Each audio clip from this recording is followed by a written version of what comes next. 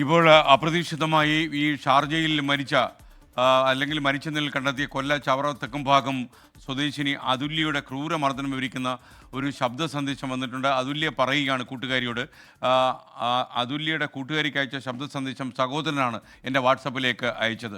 ഭർത്താവ് സതീഷ് ക്രൂരമായി മർദ്ദിച്ചെന്നും തൻ്റെ വയറ്റിൽ ചവിട്ടിയെന്നും അതുല്യ രാത്രി നേരം അയച്ച സന്ദേശത്തിൽ പറയുന്നു. ആത്മഹത്യ ചെയ്യാനുള്ള ധൈര്യം എനിക്കില്ലാതെ പോകുന്നുവെന്നും അതുല്യ കരഞ്ഞുകൊണ്ട് ശബ്ദ സന്ദേശത്തിൽ പറയുന്നു. അയാൾ ചവിട്ടി കൂട്ടി, എന്നിട്ടും എനിക്ക് അയാളുടെ കൂടെ ജീവിക്കേണ്ടി വരുന്ന അവസ്ഥയാണ്. ആത്മഹത്യ ചെയ്യാൻ ധൈര്യം കിട്ടിയില്ല എന്ന് പറയുന്ന പെൺകുട്ടിയാണ് കുറച്ച് സമയം കഴിയുമ്പോൾ അവിടെ മരിച്ച നിലയിൽ കണ്ടെത്തിയെന്നുള്ള വാർത്ത വരുന്നത്. പലതും ഇണക്കി ചേർക്കാൻ നമുക്ക് കഴിയുന്നില്ല. ഈ മർദ്ദനമേറ്റ് മരിച്ചതാണോ ഈ പെൺകുട്ടി എന്ന് സംശയിക്കാനുള്ള ഒരു സാഹചര്യം ഈ ശബ്ദ സന്ദേശം നമ്മളോട് വിളിച്ചു പറയുന്നു. ആ ശബ്ദ സന്ദേശത്തിലേക്ക്.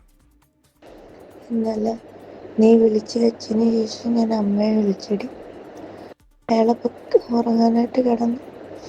ഞാൻ പറഞ്ഞില്ല, ഞാൻ അടുത്ത് മിണ്ടാത്തൊന്നുമില്ലായിരുന്നു. ഞാൻ താഴെ കിടക്കുമായിരുന്നു. അമ്മ ഞാൻ പുതപ്പ് മൂടിയ സംസാരിച്ച അമ്മയെടുത്ത് നീ പോയ കാര്യങ്ങളൊക്കെ. അതിനയാൾ ചവിട്ടി കൂട്ടി എന്നെ ഡിസ്റ്റർബൻസ് ആണ് ഉറങ്ങുന്നതിനെന്നും പറഞ്ഞു. എനിക്ക് വയ്യാടി, അനങ്ങാൻ വയ്യ, വയറെല്ലാം ചവിട്ടി സഹിക്കാൻ പറ്റുന്നില്ല. ഇത്രയൊക്കെ കാണിച്ചിട്ട് അയാളുടെ കൂടെ തന്നെ അയാളുടെ കൂടെ നിൽക്കേണ്ടി വരുന്ന അവസ്ഥയാണ്. പറ്റുന്നില്ലടി, സൂയിസൈഡ് ചെയ്യാൻ പോലുള്ള ധൈര്യമില്ല എനിക്ക്. മരിച്ച അതുല്യയുടെ ശബ്ദ സന്ദേശമാണ് പ്രിയപ്പെട്ട പ്രേക്ഷകർ കണ്ടത്. ഒരു കൂട്ടുകാരിക്ക് അയച്ച വാട്സപ്പ് സന്ദേശത്തിൻ്റെ ഓഡിയോ ആണ് പ്രേക്ഷകർ കേട്ടത്. ആത്മഹത്യ ചെയ്യാനുള്ള ധൈര്യം പോലും കിട്ടുന്നില്ല, അയാൾ ചവിട്ടി കൂട്ടി, എന്നിട്ടും അയാളുടെ കൂടെ കഴിയേണ്ടി വരുന്നൊരു അവസ്ഥയാണ്. ആത്മഹത്യ ചെയ്യാൻ ധൈര്യം കിട്ടിയില്ല എന്ന് പറയുന്ന കുട്ടി 1-2 മണിക്കൂർ കഴിയുമ്പോൾ അവിടെ മരിച്ച നിലയിൽ കണ്ടെത്തി എന്നുള്ള വാർത്തയാണ് ഷാർജയിൽ നിന്ന് വരുന്നത്.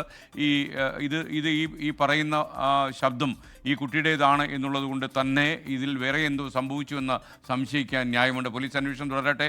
ഷാർജ പോലെ ഒരു രാജ്യത്ത് തീർച്ചയായിട്ടും നിയമവ്യവസ്ഥ അതിശക്തമായി പിന്തുടരുന്ന ഈ രാജ്യത്ത് ഈ കുറ്റവാളി സതീഷിൻ്റെ കാര്യത്തിൽ തീരുമാനമുണ്ടാകും എന്നാണ് നമ്മുടെ പ്രതീക്ഷ.